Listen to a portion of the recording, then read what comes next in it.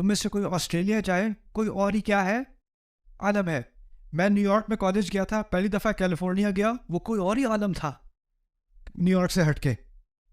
ہر society ایک الگ قسم کا کیا ہوتا ہے، عالم ہوتا ہے. آپ کے دادا کی جنریشن، آپ کے پردادا کی جنریشن، آپ ان سے پوچھیں اس وقت کیسا تھا، پاکستان اس وقت کیسا تھا، لوگ اس وقت کیسے تھے، وہ کہیں گے وہ کوئی اور ہی عالم تھا. یہ دنیا بدل گئی ہے. مجھے ایک صاحب ملے، پاکستانی صاحب تھے، میں اوکلاہوما سٹی گیا تھا، وہاں ان سے ملاقات ہوئی. ایک میں نے کوئی حلال ریسٹورینٹ ڈھونڈا تو وہ گروسری ریسٹورینٹ نہیں ملا، ایک گروسری اسٹور ملا حلال. میں نے کہا چلو وہاں سے کچھ دیکھتے ہیں. میں ملا ایک پاکستانی صاحب تھے، وہاں 55 سال سے رہ رہے ہیں، 55 سال سے. تو میں نے کہا جب آپ آئے تھے تو یہ کیسا تھا؟ کہتے ہیں ایک اور ہی دنیا تھی یہ. رائٹ. تو عالمین میں کیا کیا چیزیں شامل ہو گئیں؟ مختلف سوسائٹیز، مختلف کلچرز، مختلف جنریشنز، مختلف پشتیں.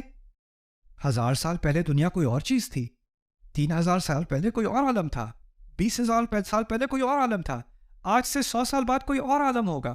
اور ان تمام عالموں کا رب کون ہے؟ اللہ. بڑی پیاری بات ہے یہ. وہ کیوں؟ کیونکہ وہ صرف مسلمانوں کا رب نہیں ہے، عربوں کا رب نہیں ہے، پاکستانیوں کا رب نہیں ہے.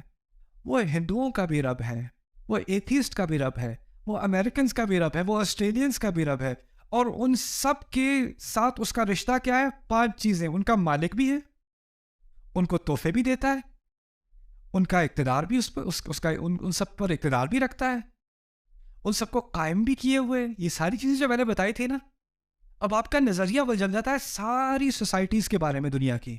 آپ یہ نہیں دیکھتے یہ والی سوسائٹی اس پر لعنت ہے، یہ والی سوسائٹی جہنمی ہے، یہ والی سوسائٹی نہ رب العالمین.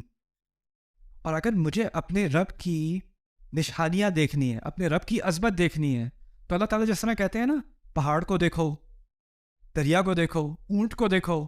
اب رب العالمین کہا تو کس چیز کو دیکھو؟ مختلف سوسائٹیز کو دیکھو، تاریخ کو دیکھو، دنیا کیسی تھی، کیسی کیسی سوسائٹیز اللہ نے بنائی، کیسے کیسے علوم میں، کیسے فنون میں انہوں نے مہارت حاصل کی، کس قوم کو کس چیز میں مہارت دی، کیا کیا کارنامے انہوں نے کیے. ان تمام کا ذمہ کس نے لیے ہوئے تھا؟ اللہ تعالیٰ نے، رب العالمین. اور اس ایک تعبیر کے اندر اللہ نے پوری دنیا کھول دی میرے سامنے، پوری دنیا. اور اس کی رحمت کا دائرہ اتنا بڑا ہو گیا کہ وہ تو تمام کا خیال رکھے ہوئے ہیں، تمام کو دیکھے ہوئے اپنے سامنے. اوکے. ایک اچھا سوال تھا پچھلے سیشن کے بارے میں، العالمین کے بارے میں.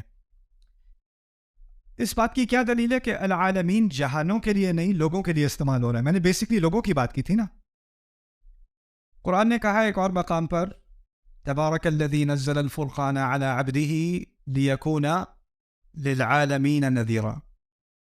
اللہ تعالیٰ نے کتنا مبارک ہے وہ جس نے قرآن کو نازل کیا، فرقان کو نازل کیا اپنے بندے پر، تاکہ وہ تمام عالمین کے لیے خبردار کرنے والا بنے.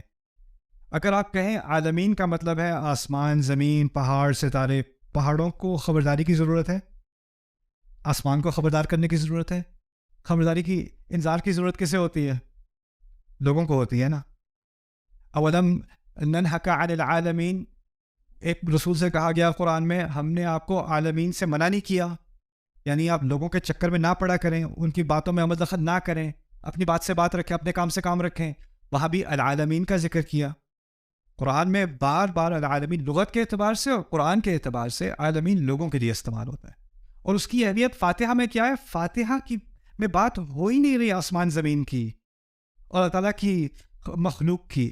اصل میں فاتحہ کا بنیادی مقصد کیا ہے؟ ایک رشتے کو قائم کرنا ہے رب اور عبد کے درمیان. جو اگر آپ کہیں نا لب لباب کیا ہے فاتحہ کا، وہ یہ ہے رب اور عبد کا رشتہ. تو اس کا ہر لفظ واپس یا رب کی طرف جائے گا یا عبد کی طرف جائے گا.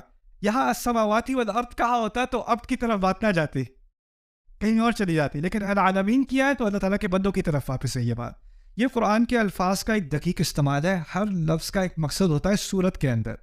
جب صورت کا مقصد سمجھ میں آ جائے تو ہر لفظ اس مقصد کی طرف آپ کو واپس لے جاتا ہے اور وہ مقصد پھر خود ہی سے واضح ہو جاتا ہے. اب آگے لفظ آ رہے ہیں بڑے پیارے الفاظ ہیں اللہ تعالیٰ کے، الرحمن الرحیم. کیا ترجمہ کریں جی الرحمن الرحیم کا؟ اردو میں کیا ترجمہ ہوتا ہے جی؟ بتائیں آپ مجھے. جو نہایت مہربان اور بہت رحم کرنے والا ہے، عام ترجمہ یہی ہے نا؟ ٹھیک ہے.